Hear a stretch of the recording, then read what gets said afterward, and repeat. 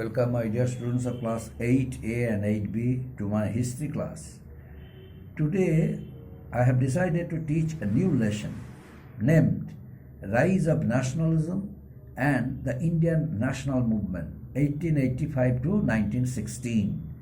Now the first point, as I mentioned in the board, please look at it. The first point is introduction. And next point, factors that led to the rise of Indian nationalism. Third point, transport and communication. Fourth point, the centralized government and its benefits. And fifth point, all India movement. So these are the points now I am going to clarify. Introduction. And what is the name of this topic? Rise of nationalism, rise of national movement, rise of nationalism and the national movement in India. And now I am going to clarify it. In my introduction, I shall discuss about the role of Indian people. You know, Indian people played an important role in making them people of a country ruled by foreigners. And that incident happened when? Do you know? That incident took place after the revolt of 1857. The revolt of 1857 made Indian people aware of their nationality, of their identity as Indians. For the first time they realized that they should be ruled by themselves. But what was happening? They were being ruled by foreigners, foreign rulers. So what once upon a time happened to, America? The Americans protested against the foreign rule. They did not want to be ruled under the British. The people of America, they organized revolution. Naturally, after the suppression of the revolt of 1857, the people of India now realized that the same technique and method should be adopted for the sake of motherland, right? That's why they all, gathered themselves to make a new action against the British with their practical experience, whatever they gained during the Sepoy Mutiny or revolt of 1857, applied it in their practical life, and they increase the temperament of their movement against the British. It was another factor. The people of India were benefited with that very system. The British introduced a system through which people, irrespective of religion, caste, creed, community, were ruled by the British under one umbrella. The British introduced one policy for each and every person of India. There was no separate rule for different communities, different race, different languages, but only one rule the British introduced for the people of India. Although they spoke in their mother tongue, they spoke in their vernacular languages, they had their own lifestyle, they had their own religious practices, because there are so many people of India of different types, different cultures, different traditions. But the British introduced only one rule for them, right? Only one rule. And according to which they were supposed to tribute, they were supposed to follow that rule. This system introduced for the people of India made the people understand that they were ruled by they all were ruled by a foreign ruler. The foreign rulers were ruling them, and it gave a new feelings, gave a new feeling among them. Uh, that feelings helped them to realize that they had realized that their country belonged to them, and due to oneness, means we are one race, one community, a different community, but oneness, one community, and one group of people being ruled by the Britishers altogether. These united, sufferings, these collective feelings, this collective, humiliation, this collective discrimination made by the British for them, made them realize that there should be a new technique and method adapted by them. If once they left all hopes, the British would torture, the British would establish a reign of terror in India, and they would be unable to make up their defects, they would be unable to check them. Before the British would start a reign of terror in India, people should be united without any hesitation. That sense of responsibility, the sense of identity as Indians helped them to be united. And next point you see factors that led to the rise of Indian nationalism. Factors that led to the rise of Indian nationalism. There were some other factors which led to the growth of Indian nationalism in India. Now, what were the factors? Number one factor was the government policy of the British. The British, before the arrival of British in India, our country was divided into many states, and each state was ruled by each ruler. The ruler had his or her own style, own technique, own method, own system of administration, according to which people were governed by the ruler, by the respective rulers. There were so many Indian states, and the same technique and method were followed by Indian rulers for their people. But in course of time, the British came to India and established their rule with a view to introduce a new system. They gave up the old style of administration introduced by the local rulers. Whenever the British occupied a number of Indian states, they introduced their own system of administration. Right? And this own technique and own system of administration helped the people of India to be united. Because for the first time, the people of India felt that they had their own identities.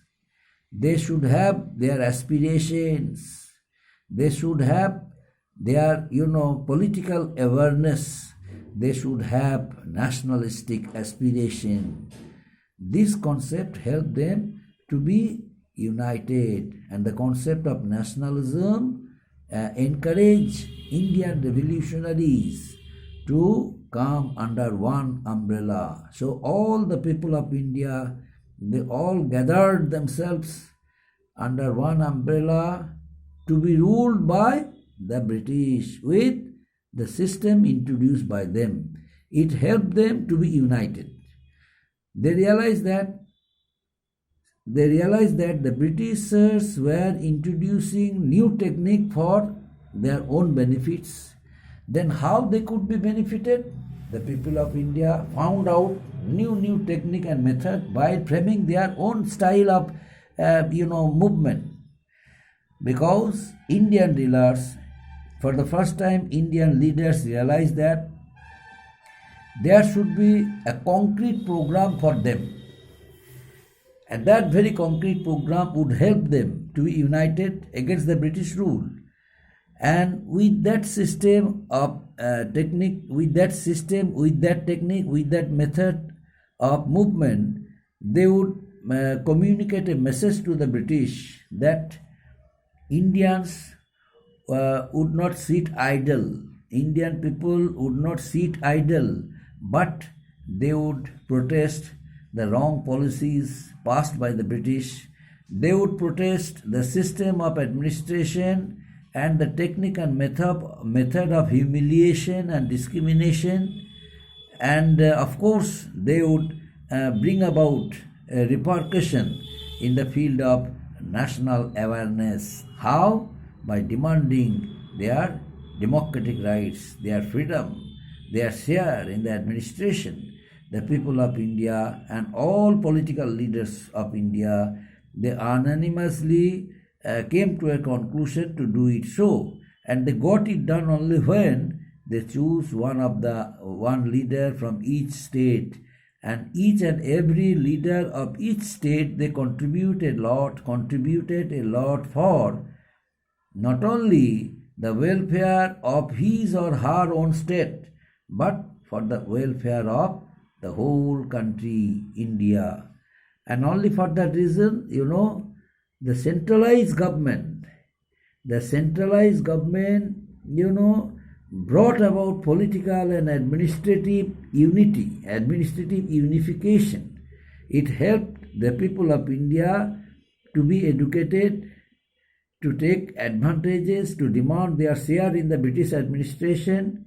People had to follow the same rules and regulations irrespective of their religion, caste, tradition, community. This sense developed, this technique, this method introduced by the Britishers developed a sense of awareness, a sense of oneness among the people.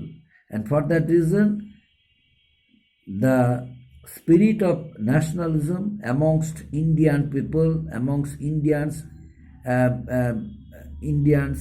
encouraged them to be united against the foreign rule. And next point, my dear student, you see Indian transport and communication. Next point, transport and communication. The British brought about a good network of transport and communication in the interest of themselves. The British introduced a good network of transport and communication.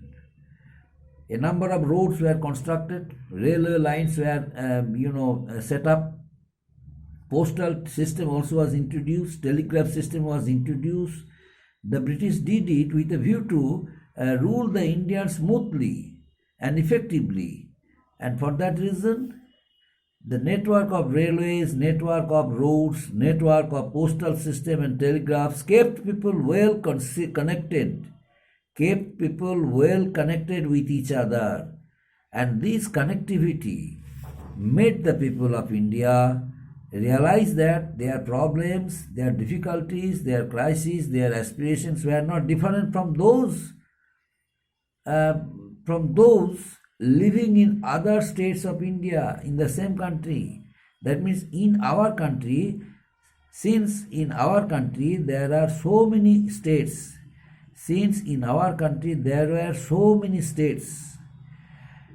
but all the states and all the people of different states of India would have to follow the same policy framed by the British. It encouraged the people of India to be united. So there came a nationalistic aspirations among the people of India throughout the whole country that it belonged to their own country. This sense of responsibility, this sense of nationalism encouraged them to be united, and it led to the growth of the nationalistic aspirations among them. And these facilities introduced by the British in a way, enabled Indians to communicate each other and, organize revolt against the British. And an all India movement also started because of the British policy of oppression. The British realized that there should be a control over the people of India. That's why sometimes they would frame very hard policies for the people of India, and they forcefully impose many restrictions on the people of India, right? But the people of India, they could not protest it. But as soon as the system of communication was introduced, good network of communication like roads, like railways, like postal, like telegraphs were introduced by the British for their own conveniences, so that they could rule more effectively and smoothly. The people of India also got themselves benefited with that system. How? They realized that this communication would make them more and more careful, more and more active in making revolt, in making movements against the British. That's why this encouraged the people of India to be well connected to each other and to organize revolt movements against the British from time to time. And this encouraged them, and this helped them to make an all Indian movement throughout the country.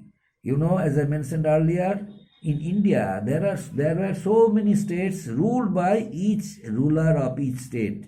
As a result, they had no nationalistic aspiration. They felt that there were different rules, different policies for each state of India. For example, one ruler of Maharashtra would frame a policy for the people while governing them. But at the same time, the ruler of Gujarat, they followed another technique, another method of administration. They framed another rule, another technique, another method. That's why the rules and regulations which were introduced by the rulers of different states of India varied from state to state.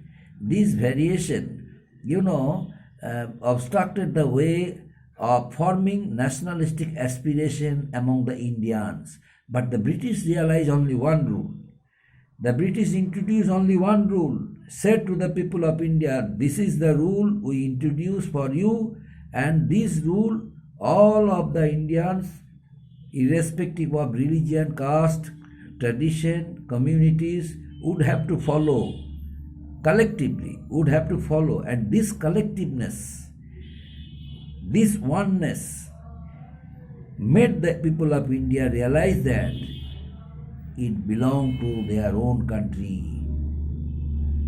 And this sense of responsibility, this sense of nationalism, this sense of, identity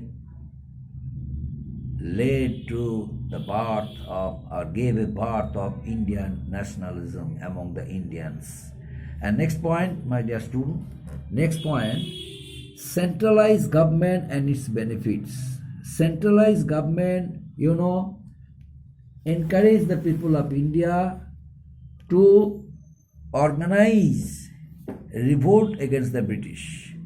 The British introduced their policies from time to time for the welfare of the people, for the welfare of the country.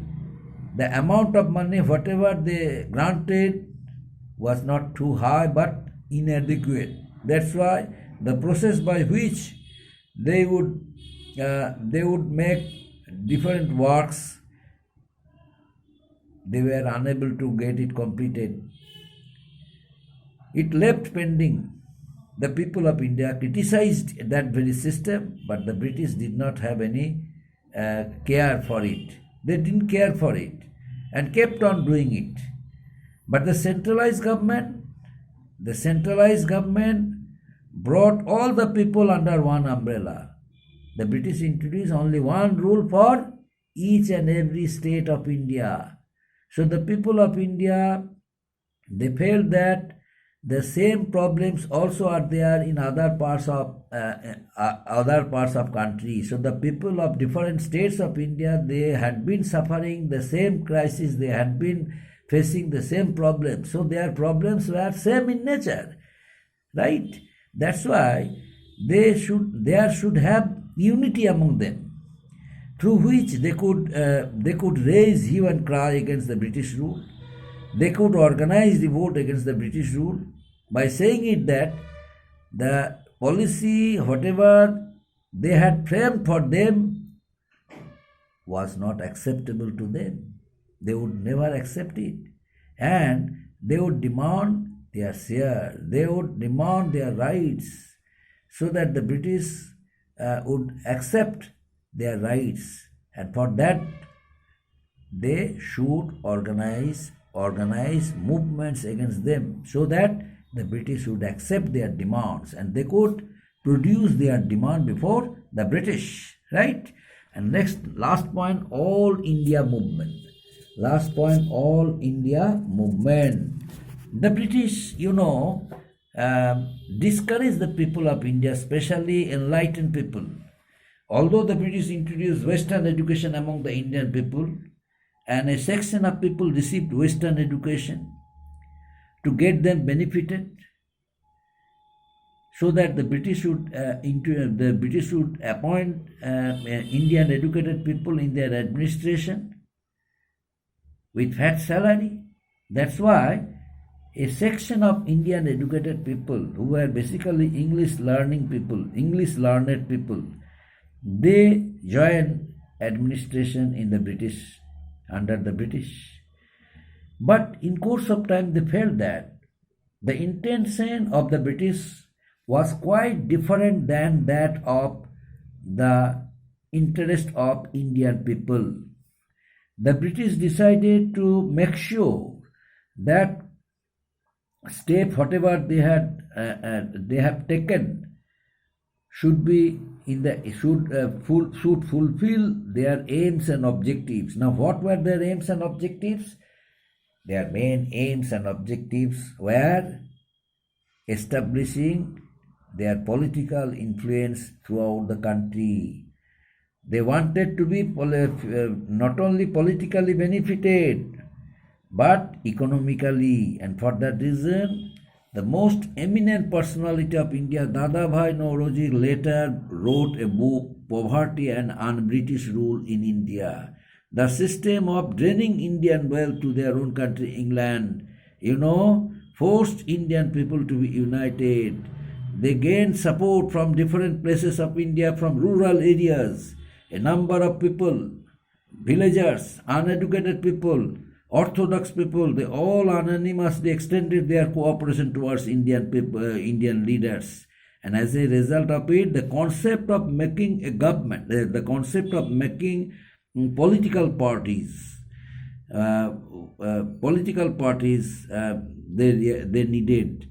That's why a number of political parties were established by a number of political leaders of India.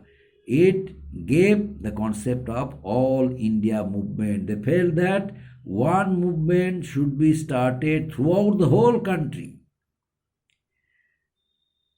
through which they could protest the repressive policies of the British, the technique and system of administration introduced by the British, and they would safeguard their own interests, the interest related to their motherland, so that they could make sure that in future they would make the country free from British control. Up to this, my dear students, thank you.